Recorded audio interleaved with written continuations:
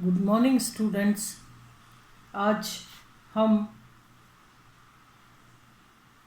कल के टॉपिक के कंटिन्यूएशन में आगे बढ़ेंगे। कल हम कठोर एवं मृदु, अम्ल एवं क्षार, hard and soft acids and bases के बारे में पढ़ रहे थे और कल आपने देखा कि किस तरह से आयरलैंड, चैट और डेविस ने कठोर एवं मृदु, अम्ल, क्षार के बारे में बताया और सर्वप्रथम इन वैज्ञानिकों ने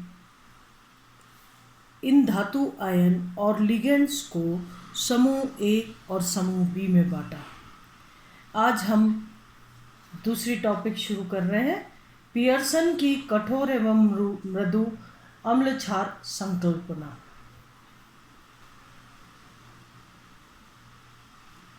पियर्सन की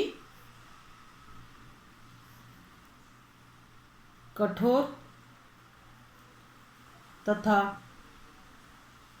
मृदु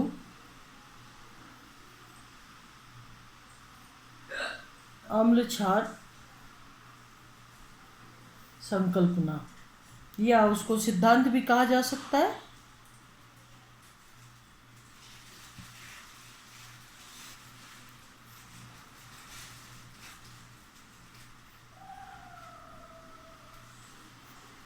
Pearson's hard and soft acid base concept, or we can say Pearson's HSAB concept। 1963 में पियर्सन ने वर्ग ए तथा वर्ग बी के लिए दो नए पद क्रमशः कठोर तथा मृदु का प्रयोग किया। उन्होंने वर्ग ए के धातु आयनों को कठोर अम्ल तथा वर्ग बी के धातु आयनों को मृदु अम्ल से परिभाषित किया। इस तरीके से समूह ए के धातु आयनों को कठोर अम्ल व समूह बी के धातु आयनों को मृदु अम्ल कहा, और इस तरीके से कठोर अम्ल और मृदु अम्ल पदों से क्रमशः उन्होंने परिचित किया पियर्सन ने। इसी प्रकार से नाइट्रोजन, ऑक्सीजन तथा फ्लोरीन, नाइट्रोजन, ऑक्सीजन तथा फ्लोरीन इन दाता परमाणु युक्त वर्ग ए के कठोर ए के लिगेंड जो कठोर क्षार कहलाए, और समूह बी के जो लिगेंड्स थे जो कि समूह बी की मृदु अम्ल के साथ अभिक्रिया करके स्थायी यौगिक बनाते हैं, वो मृदु क्षार कहलाए।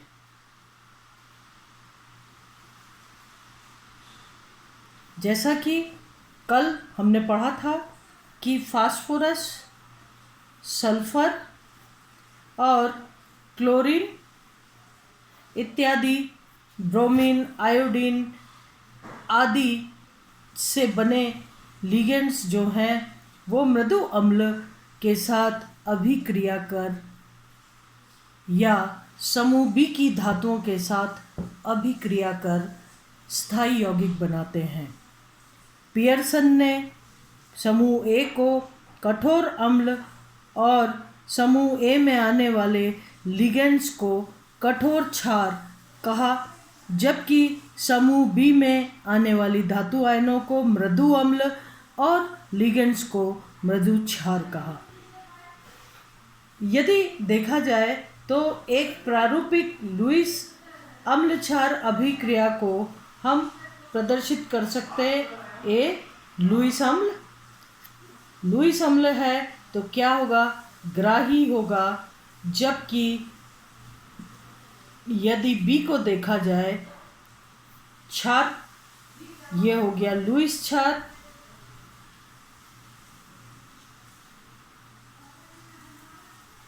और ये हो गया लुईस अम्ल।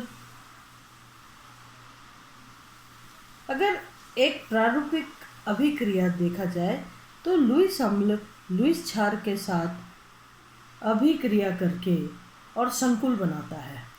यदि हम उपसहसंयोजक यौगिकों के ही रिगार्डिंग बात कर रहे हैं, लुईस अम्ल लुईस क्षार से अभिक्रिया करके A.B संकुल बनाता है। लुईस अम्ल क्षार अभिक्रिया में प्राप्त संकुल के स्थायित्व को समझाने के लिए पियर्सन ने एक साधारण सा नियम दिया जिसे पियर्सन सिद्धांत कहते हैं।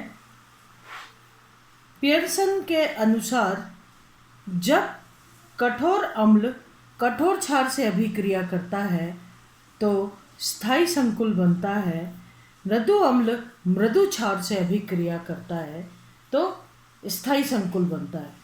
कठोर अम्ल प्लस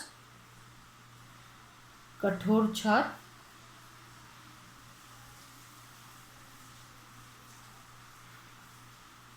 स्थायी संकुल बनता है। यदि मृदु अम्ल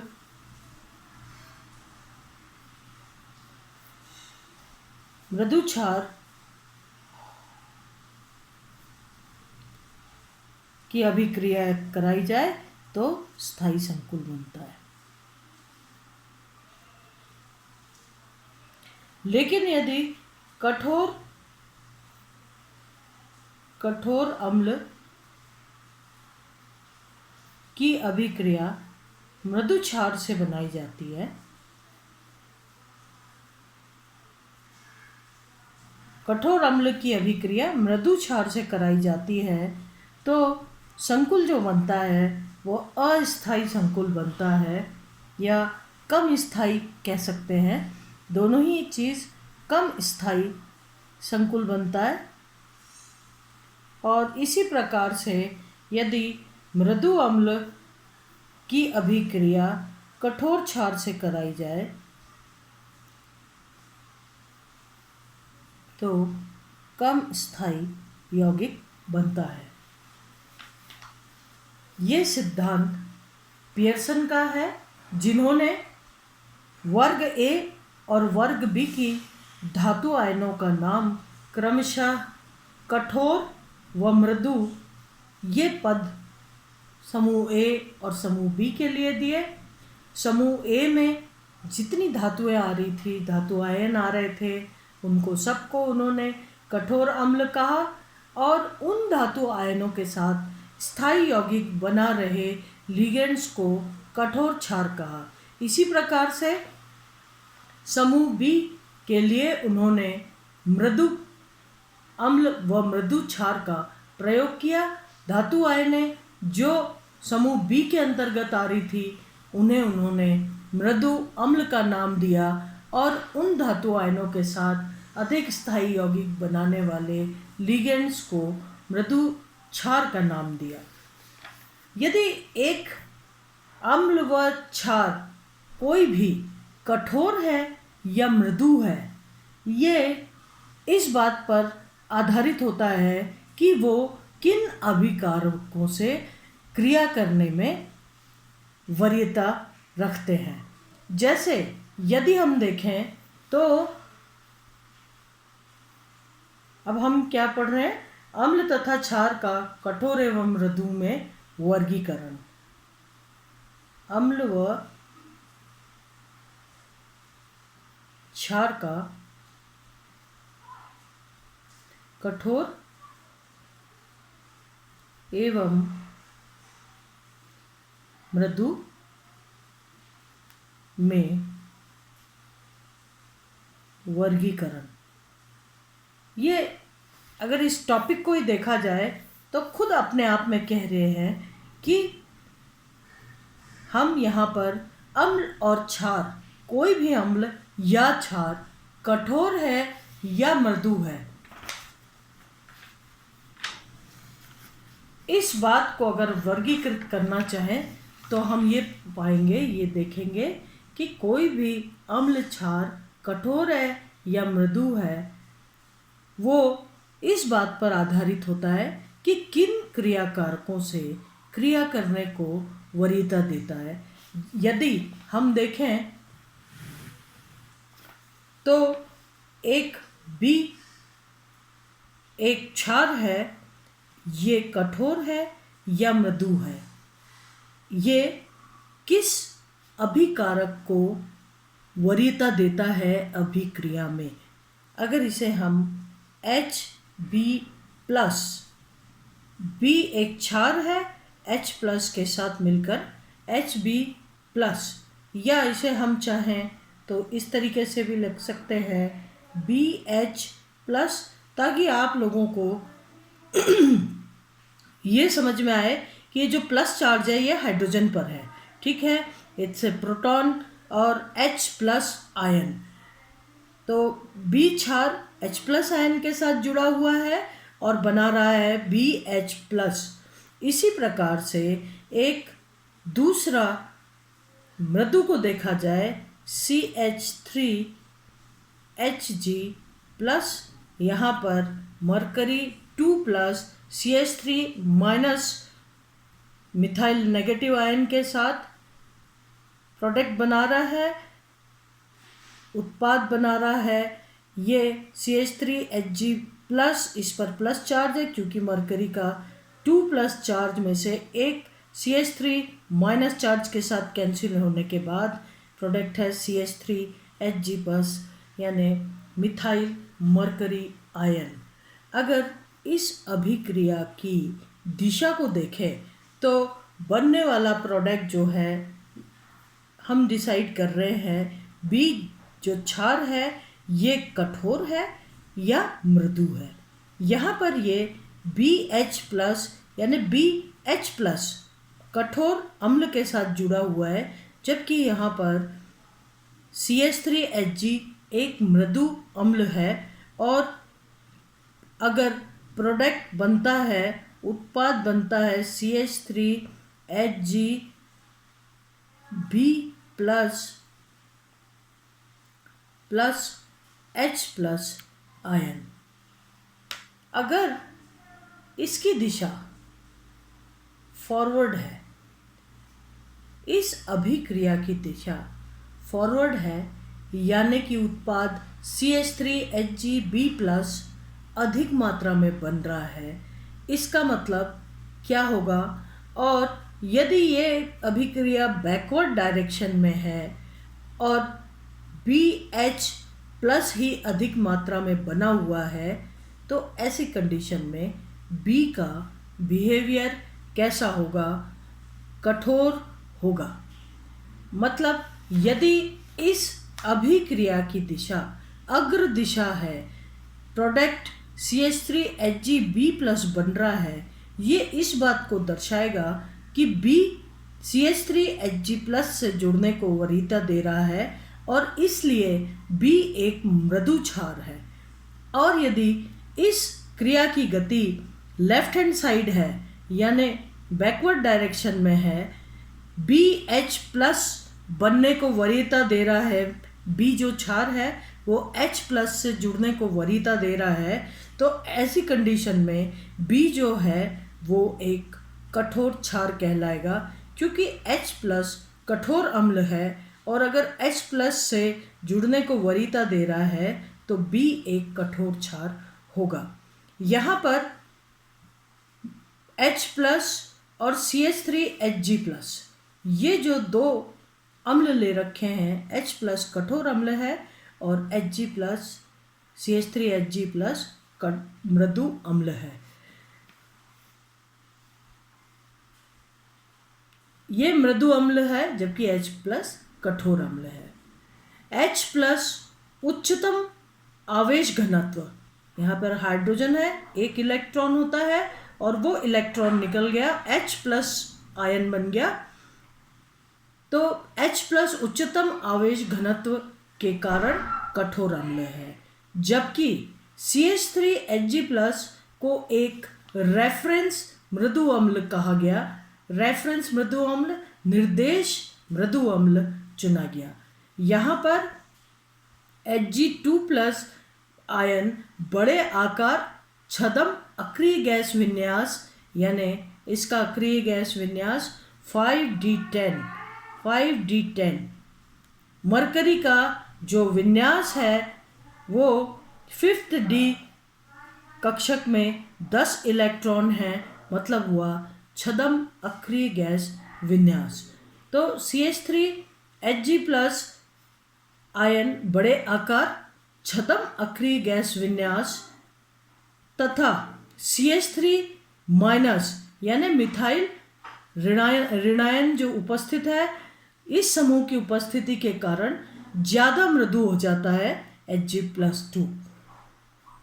और H+ और CH3Hg+ दोनों पर एक ही धन आयन होने से इनकी तुलना करना आसान हो जाता है। अब यदि क्षार कठोर होगा तो H+ आयन से जुड़ने को वरीयता देगा, जबकि अगर ये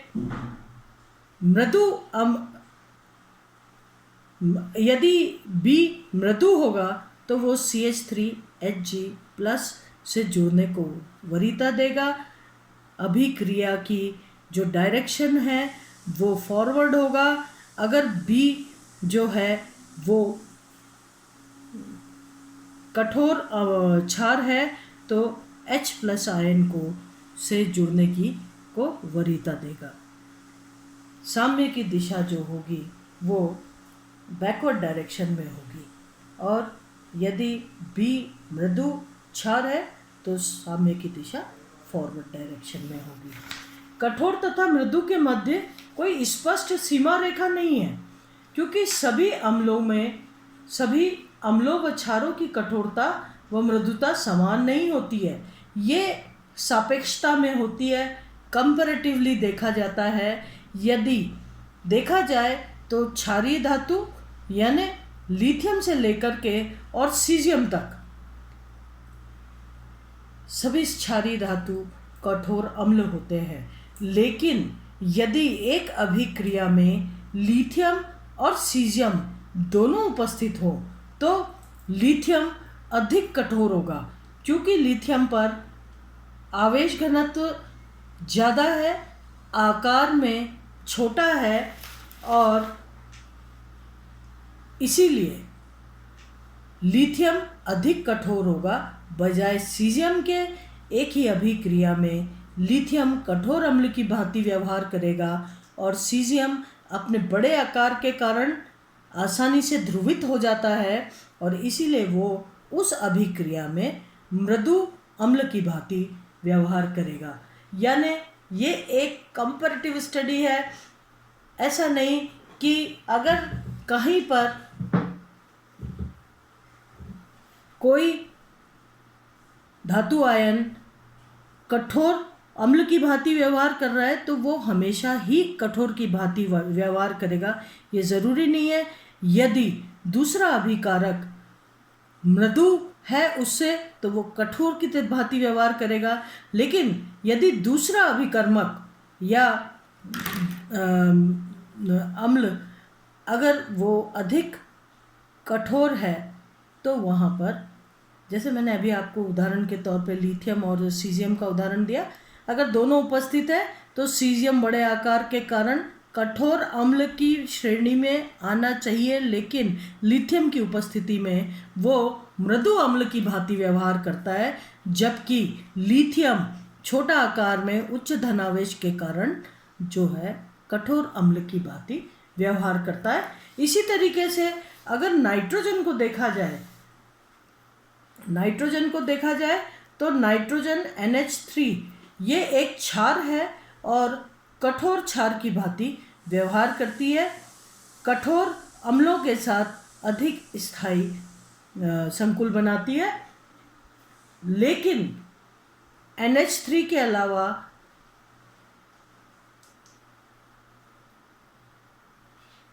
अगर देखा जाए पिरिडिन में, तो पिरिडिन में भी नाइट्रोजन डोनर एटम होते हुए भी ये काफ़ी मृदु है। ये मृदु क्षार की भांति व्यवहार करता है, जबकि NH3 कठोर क्षार की भांति व्यवहार करता है। नाइट्रोजन, ये जो नाइट्रोजन है, इस पर उपस्थित ध्रुवणीय प्रतिस्थापी नाइट्रोजन परमाणु का व्यवहार को परिवर्तित कर देते हैं, यानी C5H5 इन की उपस्थिति में नाइट्रोजन मृदु क्षार के भांति व्यवहार करने लगता है और इसीलिए पिरिडिन के केस में नाइट्रोजन, पिरिडिन में अगर नाइट्रोजन उपस्थित है तो ये नाइट्रोजन मृदु क्षार की भांति व्यवहार करेगा, जबकि वही नाइट्रोजन जो है वो NH3 में भी उपस्थित है, लेकिन NH3 में ये कठोर क्षार की भांति व्यवहार करता है। यदि मृदु अम्ल तथा क्षारों की सूची देखी जाए तो कठोर अम्ल हमने पढ़ा था कल, ग्रुप समूह ए के जो धातु आयन हैं वो आकार में छोटे होते, उच्च धनावेश होता है। पोलराइजेशन पावर यानी ध्रुवण शक्ति उनकी ज़्यादा होती है, सामने वाले को आसानी से ध्रुवित कर देते हैं। और इस प्रकार के अगर धातु आयनों की लिस्ट देखी जाए तो लिस्ट में H+ आयन, ये H+ आयन कठोर अम्ल है। इसी तरीके से क्षारीय धातुएं, क्षारीय मृदा धातुएं, इनके अलावा देखा जाए स्कैंडियम 3+ यानी ट्रांजिशन मेटल्स के केस में देखा जाए स्कैंडियम 3+, लैंथेनम 3+, सीरियम 4+, अपने उच्च आवेश या उच्च ऑक्सीकरण अवस्था में धातु आयनें कठोर अम्ल की भांति व्यवहार करती है। इसी तरीके से सीमावर्ती ऐसी धातु आयन, जैसे अगर कठोर में देखा जाए तो हमने कल भी पढ़ाया था आपको कोबाल्ट 3+, इसके अलावा आयरन 3+, और इसके अलावा ये तो पढ़ा ही था H+, बेरिलियम 2+, एल्यूमिनियम 3+, ये सिलिकॉन 4+, यानी अपने उच्चतम धनावेश की उपस्थिति में ये कठोर अम्ल की भांति व्यवहार करती हैं। जबकि अगर देखा जाए तो यहाँ पर अगर कोबाल्ट 2+ उपस्थित है, आयरन 2+ उपस्थित है, ये बॉर्डर लाइन, ये तो कठोर अम्ल हैं ऊपर वाले, लेकिन ये अम्ल जो हैं ये बॉर्डर लाइन कहलाते हैं सीमावर्ती का मतलब होता है कभी तो ये कठोर की भांति व्यवहार करते हैं और कभी तो ये मृदु की भांति व्यवहार करते हैं।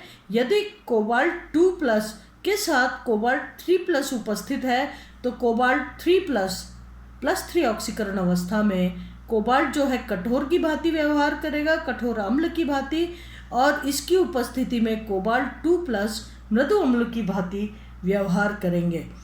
और इसी तरीके से जैसे मैंने कहा कि लिथियम जो है की उपस्थिति में सीजियम जो है मृदु अम्ल की भांति व्यवहार करता है।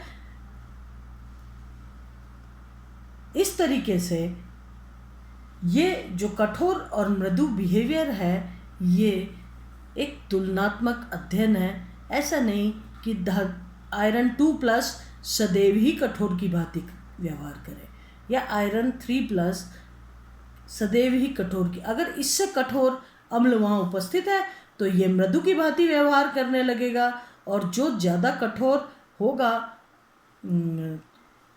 प्रकृति में वो कठोर की भांति व्यवहार करेगा, दूसरा जो उपस्थित है वो मृदु की भांति व्यवहार करेगा। इसी प्रकार से यदि हम मृदु अम्ल की बात करें तो जैसे कोबाल्ट 3+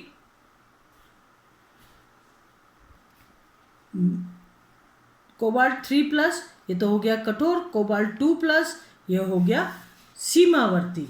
पर यदि हम palladium 2+, platinum 2+, silver plus Hg2+, जिनको कि मैंने कल भी आपको समूह बी में बताया था, समूह बी में ये धातु आयनें समूह बी के लिगेंड के साथ अधिक स्थायी संकुल बनाती हैं। तो ये जो धातु आयन हैं ये इनका जो कैरेक्टरिस्टिक है, इनके जो लक्षण हैं वो है की आकार में बड़ी होती हैं, करीब करीब d ऑर्बिटल्स इनके कंप्लीट होते हैं। छद्म अक्रिय गैस विन्यास, इनकी ध्रुवणता यानी पोलराइजेबिलिटी बहुत अधिक होती है। आसानी से ये कठोर अम्ल की उपस्थिति में मृदु अम्ल जो है ये ध्रुवित हो जाते हैं। ये इनके लक्षण हैं मृदु अम्ल के, जो कि मृदु लिगेंड्स के साथ अधिक स्थायी यौगिक बनाती हैं। मृदु अम्ल में इनके अलावा भी बहुत सारे एग्जाम्पल हैं, जैसे BH3 गैलियम ट्राइमिथाइल गैलियम, ये copper plus, gold plus, cadmium 2+, ये सारे मृदु अम्ल के उदाहरण हैं। यदि कठोर क्षार की बात करें तो कठोर क्षार में कल भी आपने पढ़ा था H2O,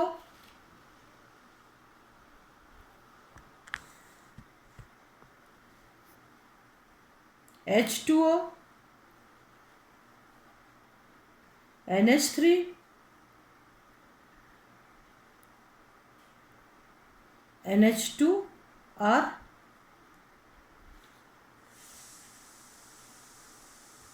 OH-, RO-, ये सभी। इसके अलावा आपने फर्स्ट ईयर में जो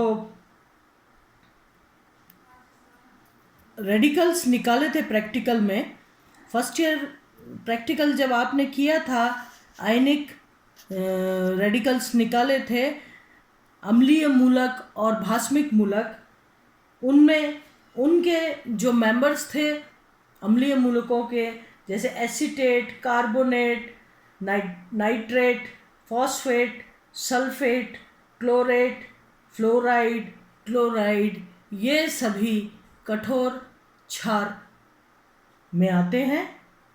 इसी तरीके से अगर क्षार के केस में देखा जाए सीमावर्ती, तो आप जानते हैं पिरिडीन। इसी तरीके से NO2 माइनस, NO2 क्या हो गया, नाइट्राइट माइनस, सल्फाइट, ब्रोमाइड, ये सब सीमावर्ती क्षार में आते हैं। मृदु क्षार में hydrides H-, R-, ethylene C6H5, cyanides, carbonyls, thiocyanate, ये सभी के सभी जो है ये मृदु क्षार में आते हैं।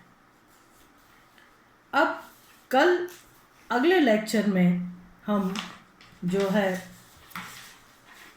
सामर्थ्य और अम्ल व क्षार सामर्थ्य क्या होती है, इसको पढ़ेंगे। अम्ल क्षार सामर्थ्य को किस तरीके से अम्लता या क्षारीयता जो है सार्थकता से अलग होती है, ये हम कल नेक्स्ट लेक्चर में पढ़ेंगे। धन्यवाद।